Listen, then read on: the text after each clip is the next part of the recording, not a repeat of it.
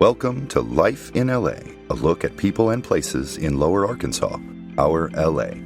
Lower Arkansas is made up of the 15 southernmost counties in the state. Join us each week as we talk to some of the people who make this part of the world such an interesting place to live. And now, let's join Life in LA with our host, Steve Ford. We're beginning a brand new season of Life in LA, and I am delighted with our guest for podcast number 1. She's not originally from Lower Arkansas, but Dr. Mimo Lemdja is adapting well to life down here. Dr. Lemdja, thanks for accepting my invitation to be on the podcast. Thank you, Brother Steve. Thank you for having me. Now, I understand that you are the medical director at UAMS here in Magnolia. Is that right? That's correct. Oh, tell me a little about your family. Well, I am married to Mathias Groghue, and between the two of us, we have 3 kids, but we adopted more, like 4 or 5. But our kids together are David, who's 15 years of age, Kelly, she's 13, and Matt is 10 years old.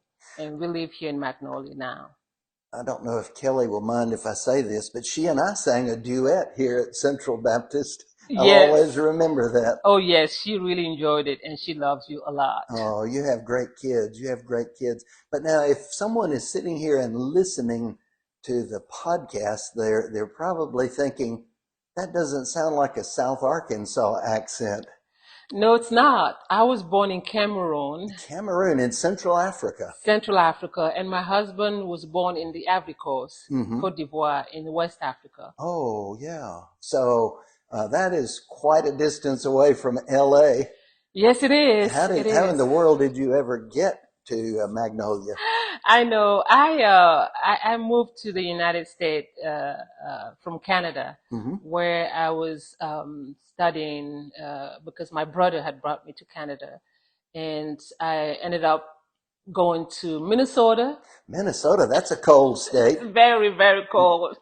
Culture shock. And Canada is cold too, Montreal, because we speak French. So in Minnesota, finished my undergraduate, went to New York for medical school, and then ended up in Fayetteville for residency. Fayetteville, that is in NWA. It's almost another state, isn't it? That's correct. NWA, Northwest Arkansas. That's where I my first entry into Arkansas was from Fayetteville, and I had applied for residency. Didn't really know anything about Arkansas, but I went on online when I was applying for a residency program and saw that the residency program director had a connection in Africa, was going to Africa for mission trips, and that kind of resonated with you. Yes, the connection was there, and when I interviewed, they were just amazing, and they wanted me to come. They wanted me to discover this part of the United States because I've been up north my whole life, and so I just fell in love with Fayetteville and did a residency program. I was a chief resident. Did you go to any football games while you were up there? Yes, sir. Oh, that was the best Call the Hogs. That was it. And I didn't know how to do the whoopee suey. And at first I didn't know what it was. It took me a while. Actually, somebody trained me on how to say it. Had to teach you to do that? That's correct. And they were so nice. And but it was just an amazing time.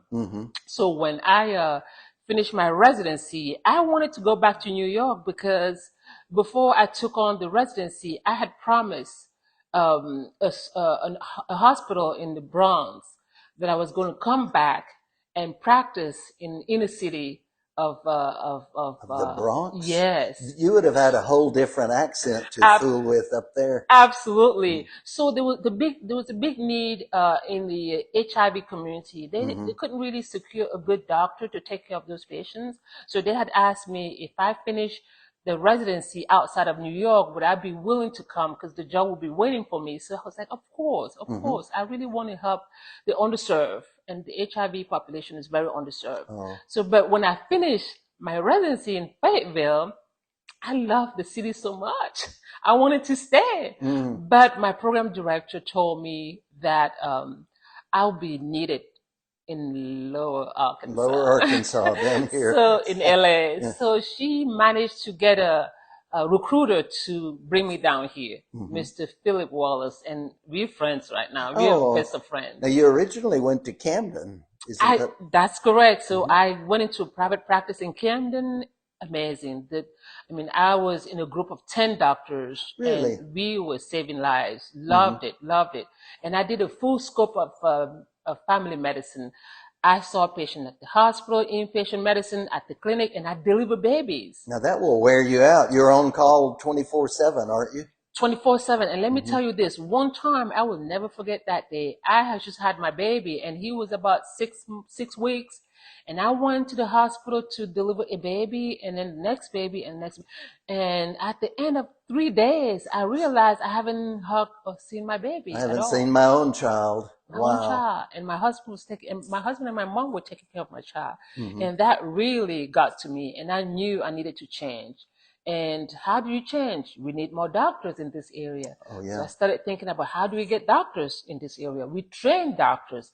And that's how I got into a residency program. Oh, and that's what brought you to Magnolia. That's what brought me to Magnolia. And the need was there. I got a call from my program director again, telling me that the need was in Magnolia to train doctors. And then she convinced me again to go up there and train some doctors to allow them to work in the area. So that's Do how I they ended up deliver here. babies in Magnolia now? Or? When I started, yes, Dr. Scott was the OBGYN, and he was training our resident, and we loved it. But unfortunately, the OB practice closed down at the hospital. I really hope with the new CEO, he's just an amazing CEO. I hope he brings OB back, because I love delivering babies. Oh, I don't want to do it 24/7, but if we could have more doctors to come in the area and help us out, this area could be delivering babies like they used to do. So everyone has to leave this county then to.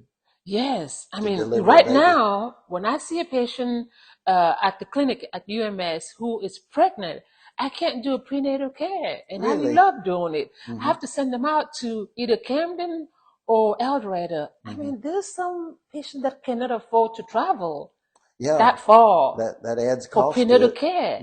Just the risk of having your baby midway going to see your OBGYN, it's scary. Yeah. So we really need to have an OB practice back in this hospital. We have a beautiful hospital. Nice, Oh, new, it is. clean. It's a credit to our community. Yes, so I just hope that the community will come together and help the CEO to do something about it. So that's my hope. What are some of the medical issues that you face in dealing with patients here in South Arkansas? Yes, so for Lower Arkansas, the most prominent problem that we have are chronic conditions. Diabetes is number one. High blood pressure, hypertension is number two, and then you have heart disease from those two. And lately we have been having a lot of cancer. All kinds of cancer, mainly because of the lifestyle. I know life is comfortable here. There's plenty of food to eat, but I think we have to learn to eat less and move more. It's very important. Well, that's a good phrase. Eat less and move more. And move more. It sounds so easy when you say it. When I say it, it's easy, but let me tell you this. I was 60 pounds heavier about a year ago, and I started using my own medicine. So I changed my lifestyle. I was working all the time, not taking care of myself, and just eating whatever I could eat. And food here is tasty. Oh, yeah. Fried food is good. So all I decided to do is just eat less. So I started eating just 1/4 of what I used to eat. Oh. 1/4. And I'll be going to the farm road at least 3 times a week. And it paid off. I lost 60 pounds, 60. I haven't lost 60, but I've lost about 20. And that's good. I've just cut back. I don't eat snacks. I don't drink carbonated beverages. Although the other day I was in the store and there was this sugar-coated honey bun. Oh, things like that are so easy to pick up.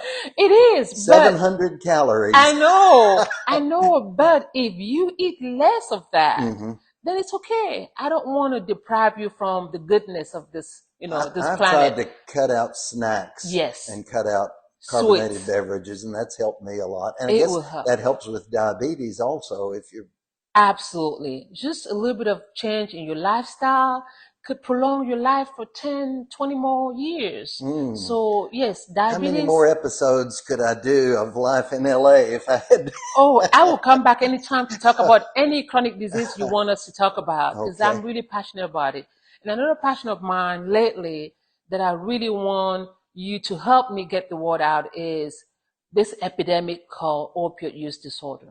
Opioid use disorder. Do Yes, they sir. call that OUD or do they? OUD Opioid use disorder. We hear a little about that, but is that a problem here in South Arkansas? It is a problem, but because it's so taboo and it's the stigma attached to the disorder, people don't want to come out. People don't want They don't want to admit that. yeah, to admit that they have a problem. But guess what? I am just tired of hugging moms and dads after they have lost the sons and daughters over opioid overdose. How does someone get addicted to opioids? And it starts simple.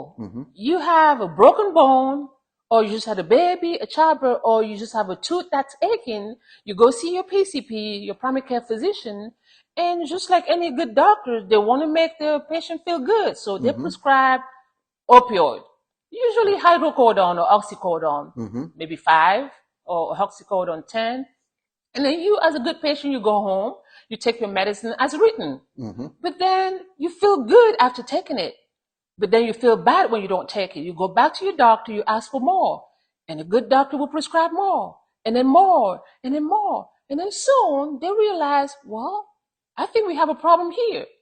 And they quit prescribing. Well, at this time, your patient is dependent on this opioid to survive. Pill. Right. You know, I have patients that are taking it every 2 hours. If you quit giving it to them, they're going to get it somewhere else. Do you know where they go? Off the street. Oh. They buy it. What can you buy off the street? Anything. You buy hydrocodone, oxycodone, roxycodone. You buy fentanyl. You buy methamphetamines. And guess what? They go broke because they're very expensive. Extremely expensive. Then you have the family or children stealing from their parents, or parents depleting the family funds just to feed the drug habit. And that creates a crime problem. Creates the crime problem. Good people turn into bad people. They go to jail, which they don't really belong in jail. They belong in a rehabilitation center. They belong into a detox center. So, and some can't get help. They get out of jail, they go back to buying those pills, and they get their hands on the bad pill, and they overdose. Oh. And because it's the stigma attached to the disorder, families hiding it. They're ashamed of it. So I'm really here to get everybody the help that they need. I'm passionate about it. And my knowledge about this disease started when I moved to Canada, to Camden, And I took over a practice when 2 physicians retired, and those physicians prescribed more than 100 hydrocodone to the patient a month. When I came into my practice, I didn't learn that in residency. I didn't learn how to treat chronic pain. Hydrocodone was designed for acute pain. For a short period. Of time. You hurt your ankle or your knees or your back. I give you some medicine. You feel better while you're healing. And that's it. But I saw patients that were taking hydrocodone every 4 hours for months, for years. And I didn't feel comfortable doing it.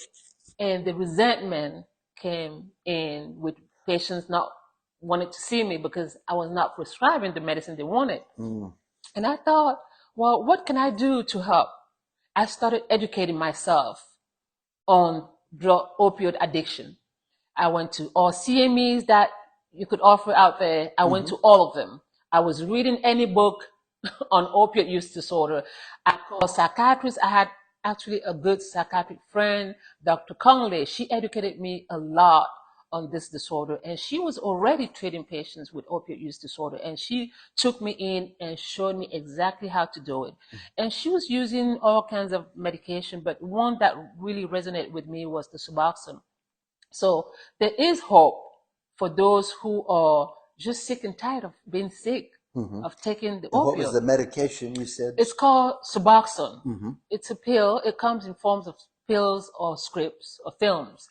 And when coupled with psychotherapy, the result, it's amazing. And in fact, I've been doing this, treating patients with opioid use disorder since 2016, 15, 16. Wow. And I have seen great results. Back then, I was talking about it and people didn't believe me. I had so many resentment over this treatment from my peers. Even. Yes, because they didn't understand. You know, Suboxone is an opioid. It's a long-acting opioid, but it's not addictive when taken properly. Right? You have to make sure your patients are screened for other illicit drugs every month. They have to go to therapy. So there's just a right way of prescribing the medicine to make it extremely effective. So you're able to treat opioid addiction through the use of this medication and through psychotherapy. Where does the person get the psychotherapy? So the psychotherapy, it's could be set up with an addiction specialist counselor.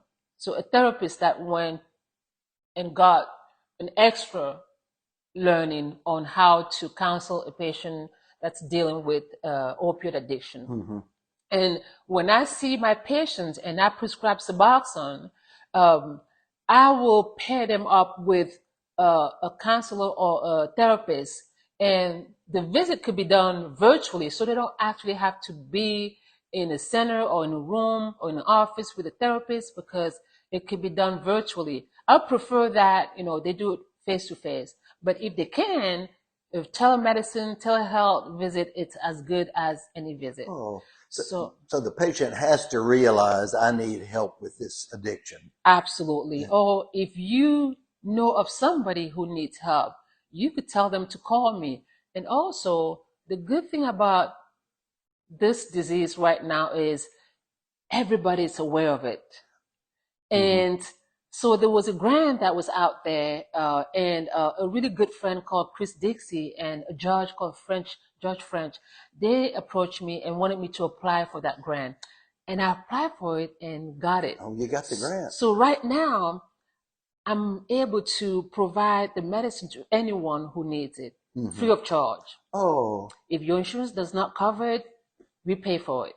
So someone who is either battling the addiction themselves or perhaps as a family member can get in contact with you, and the treatment is free of charge if the person doesn't have insurance. Absolutely. How would they get in touch with you to make an appointment? Yes, they could call this number 870-786-2033, and we will take it from there. Okay, I'll put that number in the text that goes along so that they can look it back up. It's hard to remember a number you only hear one time, but we'll repeat that and make that available.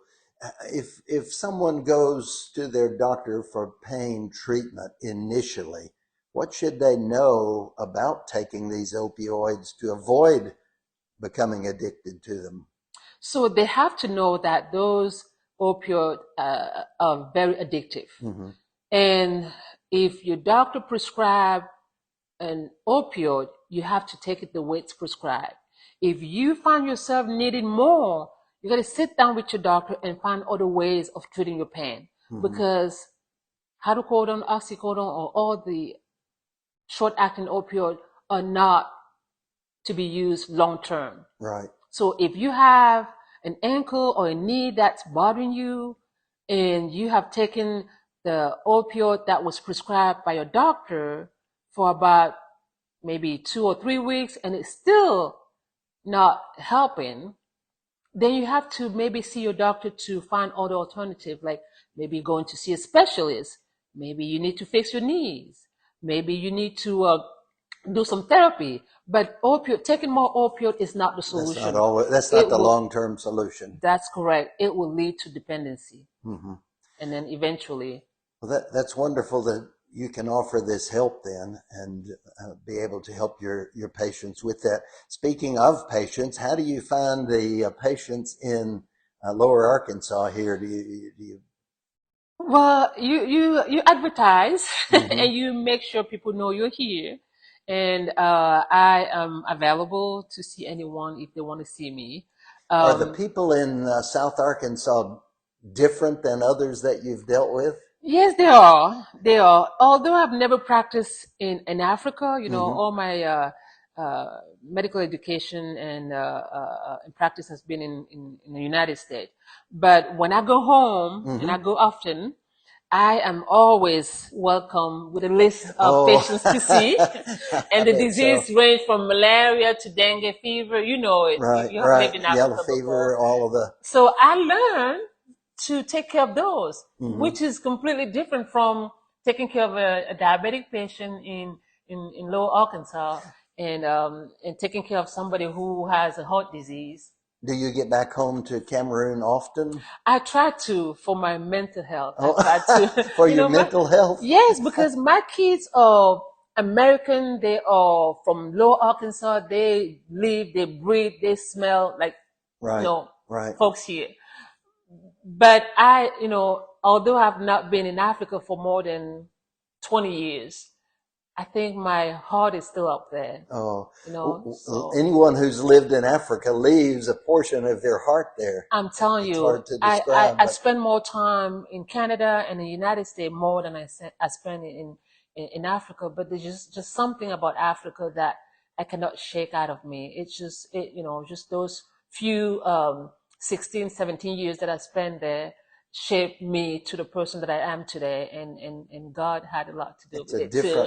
It is a different lifestyle. Have been. Yeah. My husband told me that. I mean, you shared with us that you lived in. We lived in Burkina Faso. Lived in the capital of Ouagadougou. Yes, for about 8 years, and it was a wonderful place to work because people would come up to you on the street and they would say, why you're a white man, you're a Nasara, they called us. Why are you in my country? And I'd say, well, we came here to tell people about Jesus. And they would say, oh, okay, tell me about Jesus. They were so open to spiritual matters. Yes, we are very curious and we are welcoming. And Africa is just, with as little as we have to survive, it's just the joy that people have over little things. That's what I love about it. And I always tell my patients when they come in and they have issues, and I always tell them, let's focus on the little things that you have and somebody else doesn't. And they start looking at those little things, and you can see how they lighten up. Changes perspective. Yes, right. And that's what I love when I go home. I just drinking clear water. It's a privilege. Right? Oh, just right. Clean water, and you don't have to worry about getting sick. Just sleeping at night in a nice bed, it's a privilege. So I don't take those things for granted. So that's why I have to go, like I say, for my mental health, because we have abundance here. We have so many things. My kids sometimes, I take them. They've been to Africa once, and they really saw what I wanted them to see. How blessed they are, to have what they have here. And never to forget that, many people don't have what they have. Sharon and I have always said every kid ought to visit another country before they graduate high school. Absolutely. Just to understand the blessings they have. We're just not aware of. Yes. Turn on the tap and you have clean water. And I think I agree with you. Every teenager, young adults in the United States should get out of their comfort zone at least once and you just see how things are done somewhere else. It doesn't have to be in Africa, anywhere, because it's different. It's different. I've traveled the planet and it's really different. It's beautiful. It just makes you appreciate what you have a little bit more. That's wonderful. Dr. Lemdja, we'll have to have you back. There's still so many things we haven't touched on.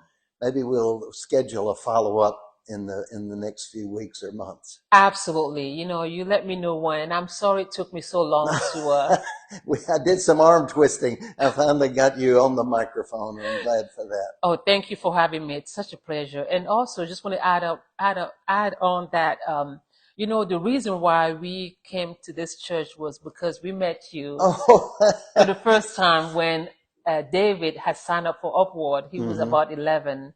And then he loved basketball so much. He was like, Mama, can we go to this church? So when you asked us, we already sold. Oh, so yeah. Thank you for being such a good Upward friend. Basketball is starting again here at Central. So it's a great program. Yes, it is. Program. And full circle, David signed up for it in 2017, I believe. And now he's one of those. Is he coaching? He's coaching. Unbelievable. He's so tall. Wow. He's coaching. So and Kelly, your daughter is what, 5'10"? She's probably 5'10", and she's only 13, so she's going to be taller than all of us. So, well, I just want to thank you for being so nice to my family and really. Well, we were kindred spirits. I knew when I saw Mathias for the first time and I heard his accent, it gave me a chance to practice my French. It's always a challenge because I've forgotten more than I ever learned. And he said your French is good. And also he said, Brother Steve is the only Lower Arkansas person that I understand when he talks. Because I can't. My husband can't pick up nothing from nobody because he said it's so heavy. The accent can be hard down here. That's right. That's right. So thank you. Well, thank you. Again, thank you for joining us on Life in LA. I love Life in LA. Thanks for listening to Life in LA. Feel free to contact us at steveford@gmail.com if you have a suggestion for a future topic. And as always, tell others about this podcast and share it on your favorite social media. You've been listening to Life in LA, a production of Steve Ford Photography.